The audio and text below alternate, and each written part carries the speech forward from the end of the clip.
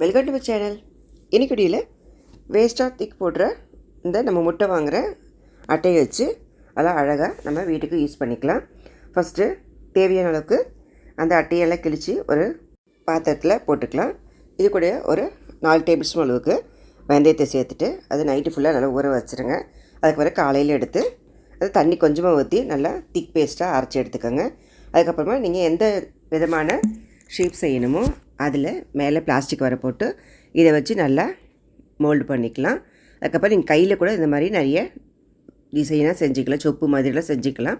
அப்புறம் நான் சொலவுக்கு அதாவது முறத்துக்கு மேலே வந்து பூசிக்கலாம். பழைய முறமாகிடுச்சுன்னா ஓட்டை பொட்டி ஆகிடும்.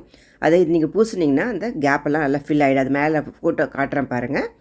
நான் இன்றைக்கி சின்ன பவுலுக்கு தான் போட்டிருந்தேன். இது நைட்டு ஃபுல்லாக காய வச்சுட்டு மறுநாள் எடுத்திங்கன்னா நல்லா காஞ்சிருக்கும். அது நல்லா ஷேப் பண்ணிவிட்டு கலர் பண்ணிங்கன்னா சூப்பரான உங்களுக்கு பவுல் ரெடி. சின்ன சைஸ்ன்றனால நான் பீட்ஸ் போட்டிருக்கேன். இங்கே பெருசாக பண்ணிங்கன்னா ஹேர் கிளிப்ஸு, ரப்பர் பேண்ட்லாம் போட்டு வச்சுக்கலாம். இந்த வீடியோ உங்களுக்கு பிடிச்சிருந்துச்சுன்னா லைக் பண்ணுங்கள், ஷேர் பண்ணுங்கள். தேங்க்யூ ஃபார் வாட்சிங்.